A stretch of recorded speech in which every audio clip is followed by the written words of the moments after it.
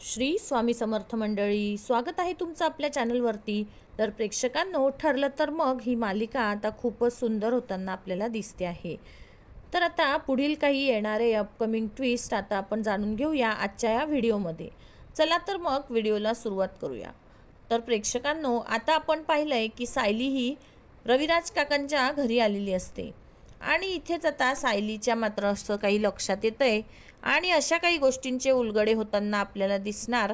त्यामध्ये सायलीला स्वतःच आता ती खरी तन्वी असल्याचं सत्य समोर येणार आणि आपलं तन्वीसोबत काय नातं आहे हे शोधतानाच तिला कळणार आहे आणि इथेच आता मात्र खऱ्या अर्थाने सायलीचा शोध हा संपणार।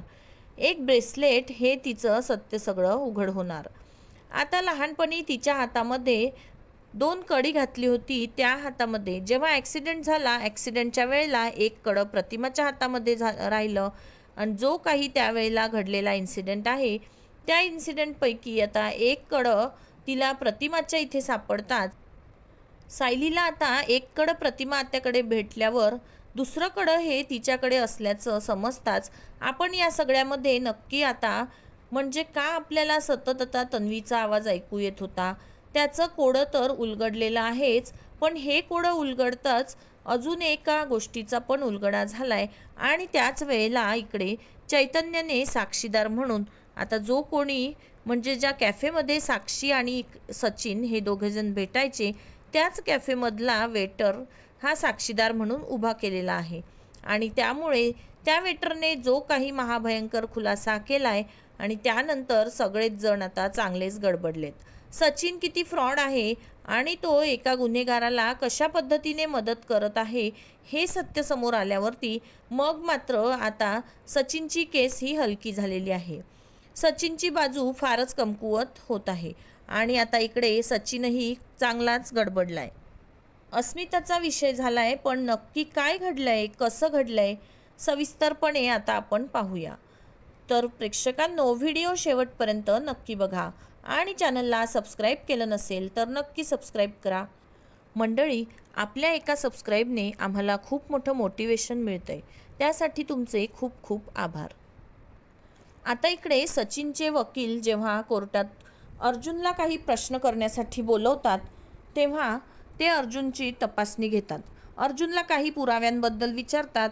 तोच अर्जुन पण सचिनच्या वकिलांना उलट प्रश्न विचारतो आणि सचिनच्या वकिलांना सुद्धा तो पुरावे मागतो। त्यातच आता सचिनचे वकील चांगलेच गडबडलेत, त्यामुळे ते आता अर्जुनला बोलतायत की तुम्ही बसू शकतात। आणि हे सगळं बघताच कोर्टाने सांगितले की तुम्ही दोघेजण एकमेकांवरती आरोप प्रत्यारोप करत आहात, हे काहीही खरे नाही आहेत, म्हणजे त्याच्याबद्दल कोर्टामध्ये ठोस असा पुरावा असल्याशिवाय आम्ही आता हे मान्य करू शकत नाही आहेत, असं जज साहेब सांगतात। आणि त्यामुळे इकडे सचिनची बाजू ग्राह्य धरण्यात येईल आणि ना इकडे अस्मिताची बाजू गृहीत धरण्यात येणार ना सचिनची। मुळातच आता इकडे तुम्ही दोघंजण म्हणजे ज्याला काही बेसच नाही आहे असे आरोप करत आहात आणि असे आरोप करत असताना जर का तुमच्याकडे काहीही पुरावा नसेल तर मग मात्र आता हा पुरावा नसल्यावरती तुम्हाला मात्र या सगळ्यामध्ये लवकरात लवकर पुरावे सादर करावे लागतील, नाहीतर कोर्टामध्ये निपक्षपाती निर्णय करण्यात येईल आणि ते म्हणजे तुमच्या दोघांच्या आता इकडे घटस्फोटावरती साईन तर होईल, पण पोटगी किंवा काय किंवा दोष कुणाचा हे सिद्ध करायचं असेल तर काहीतरी ठोस पुरावा तुम्हाला द्यावाच लागेल। बरं, हे सगळं म्हटल्यावरती आता लगेचच अर्जुन उभा राहतो आणि तो सांगतो, मेलॉर्ड, मला फक्त 5 मिनिटं कोर्टाचे हवी आहेत, फक्त 5 मिनिटात माझा साक्षीदार आता कोर्टामध्ये येण्यासाठी तयार आहे, मला 5 मिनिटं आता हवी आहेत, बस, बाकी काही नाही। आणि त्यानंतर मग आता इकडे 5 मिनिटामध्ये अर्जुन काय पुरावे आणणार म्हणून आता इकडे वकील साहेब विरोध करत आहेत। नाही नाही, कोर्टाचं काम इकडे संपलेलं आहे, कोर्टाचा वेळ आणि कोर्टाचं काम आता तुम्ही अडथळे आणू शकत नाहीत। ॲडव्होकेट अर्जुन सुभेदार, तुम्ही कोर्टाला त्यांचं काम करू द्यावं, कारण कोर्ट आता अनावश्यक या सगळ्यामध्ये वेळ घालवू शकत नाही आहे, असं म्हणत मात्र आता कोर्टामध्ये प्रेशर आणण्यात आलेलं आहे। पण त्याच वेळेला जज साहेब असं म्हणतायत इतके दिवस गेलेले आहेत. आज जर का याचा निकाल लागणार असेल तर 5 मिनिटं थांबून हा केसचा निकाल मात्र आता लागलाच पाहिजे, असं म्हणत जज साहेबांनी आता इकडे खूपच मोठी घोषणा केलेली आहे. बरं, हे सगळं झाल्यावरती मग आता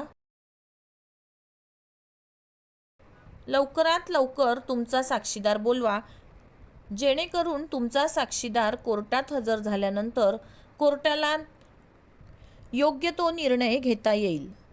तर आता इकडे कोर्टामध्ये अर्जुनला आपला साक्षीदार आणण्यासाठी वेळ मिळालेला असतो आणि त्याच वेळेला अर्जुन आता चैतन्यला कॉल करतोय.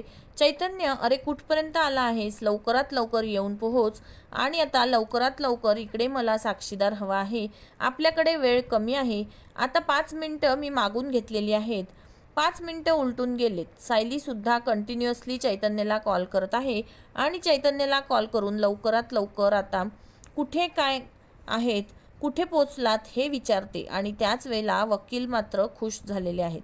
ते म्हणजे सचिनचे वकील आता खुश होतात की काही झालं तरीसुद्धा आता योग्य वेळेत त्यांचा साक्षीदार येणारच नाही, असं म्हणत आता ते चांगलेच खुश होतात.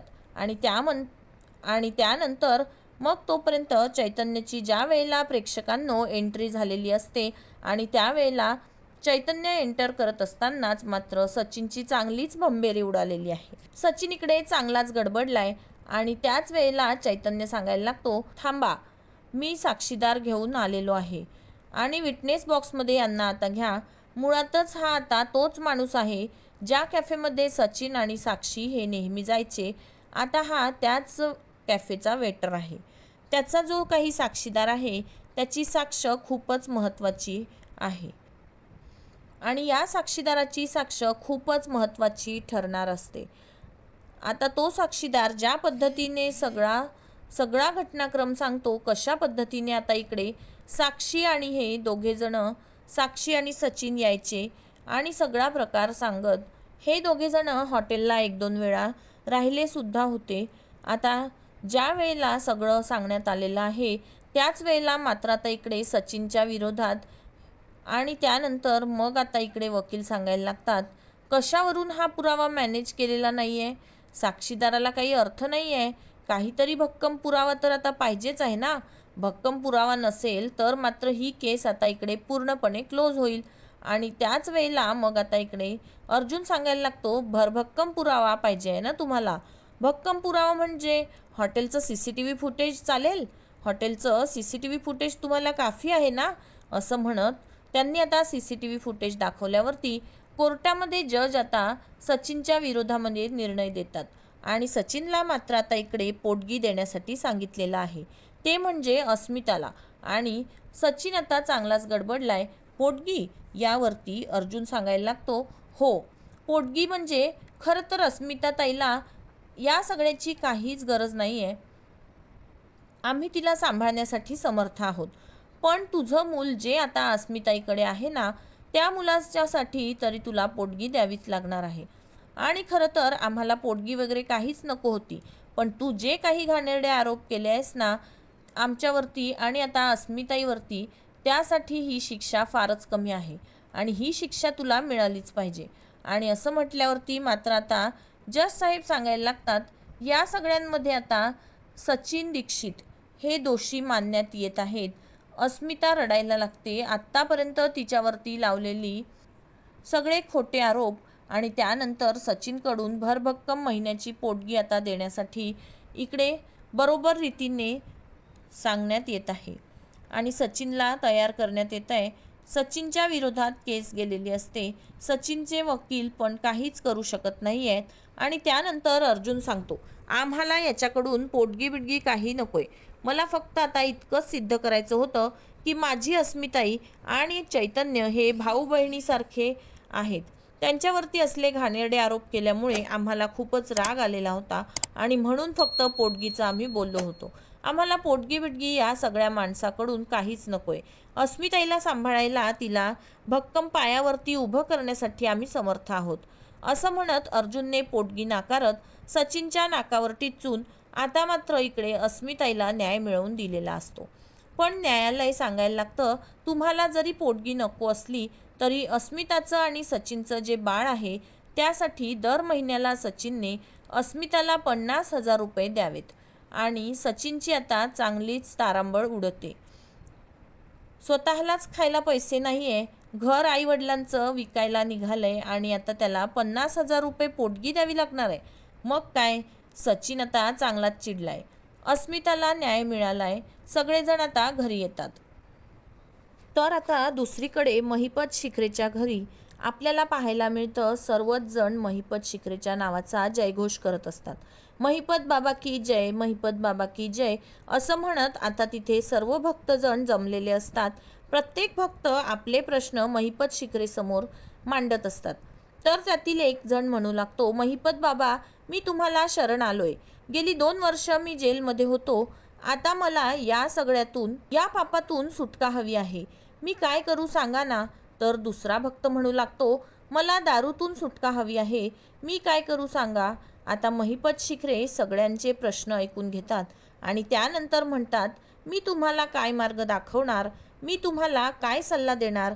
मीच तर बहुगुणी बाबांच्या मार्गावर चालत आहे.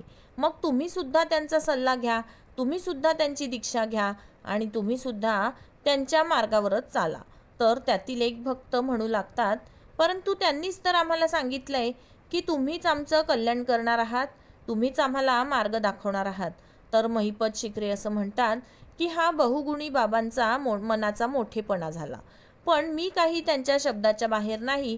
पण तुम्हाला जर का या सगळ्यातून बाहेर पडायचं असेल ना, मुक्त व्हायचं असेल, तर तुमच्या मनातील अंधार तुम्हाला काढून टाकावा लागेल.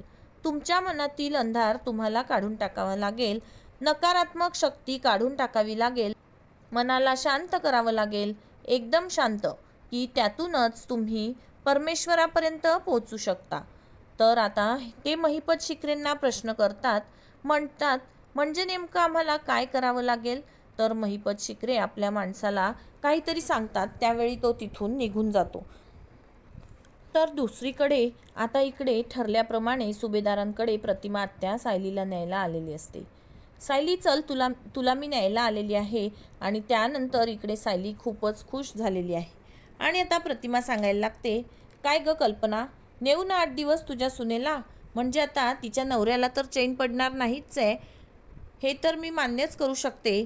पण तुझ्या पण चेहऱ्यावरचे हावभाव तसेच दिसत आहेत की सुनेशिवाय तुला काही चैन पडणार नाही. यावरती कल्पना प्रतिमाला बोलते, तुझं म्हणणं एकदम बरोबर आहे. मला खरंच सुने वाचून चैन पडणार नाही आहे. पण मी आता एक गोष्ट सांगू का, खरं सांगायचं तर. आणि त्यानंतर मग आता लगेच इकडे प्रतिमा आत्या सायलीला घेऊन त्यांच्या घरी जात असते. सायली आता प्रतिमासोबत गेलेली आहे. सायली ज्या वेळेला प्रतिमासोबत आता घरी येते आणि त्यावेळेला घरामध्ये सायली येताच छानपैकी रमताना आपल्याला दिसणार आहे. पण हे सगळं चालू असताना, हे सगळं चालू आहे, आपण पाहतोय की प्रतिमा आत्या आता लेकीचे खूपच लाड करणार आहे.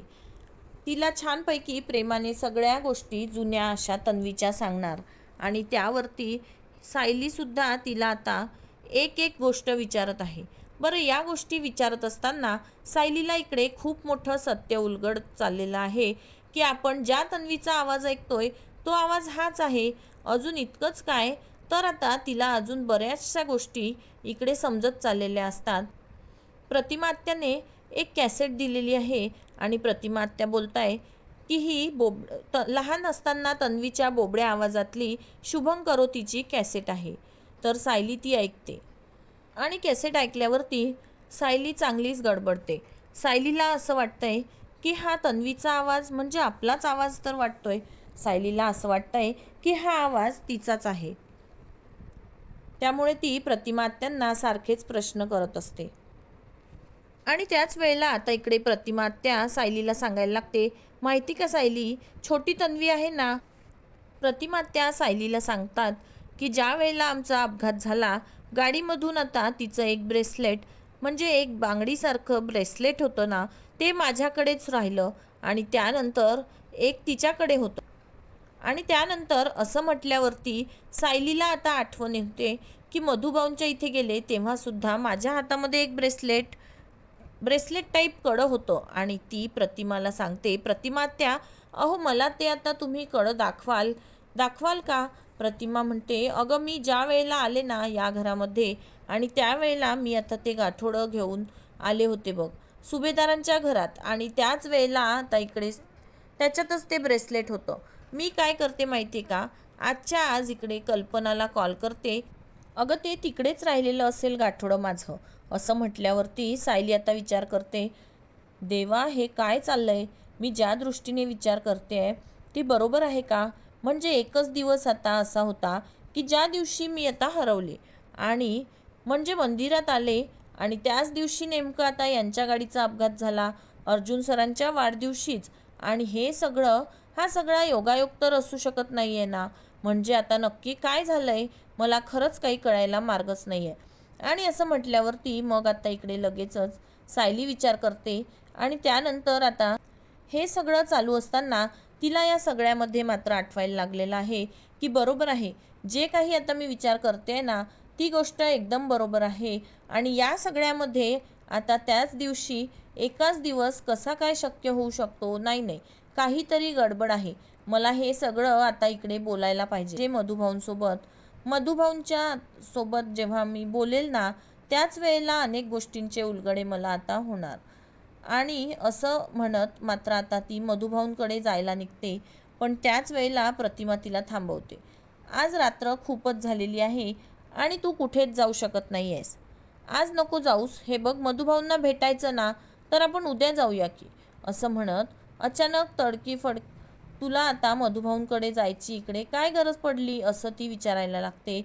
आणि त्यावेळेला मग आता सायली सांगायला लागते, असं काही नाही आहे, मला खरंच आता असं वाटतंय की मधुभाऊंची एकदा तरी मी भेट घ्यावी असं मला वाटतंय. आणि असं म्हटल्यावरती प्रतिमा सांगते, ठीक आहे उद्याच्या दिवसाला मी तुझ्यासोबत येईल. आणि प्रतिमा त्याला आश्चर्य वाटतं, मध्येच सायलीला काय झालंय, मध्येच आता सायली या सगळ्यामध्ये का बरं अशी जायला निघालेली आहे. आणि सायली आता दुसऱ्या दिवशी मधुभाऊंकडे जायला निघणार त्याच वेळेला प्रतिमाचं कडं आता आलेलं आहे.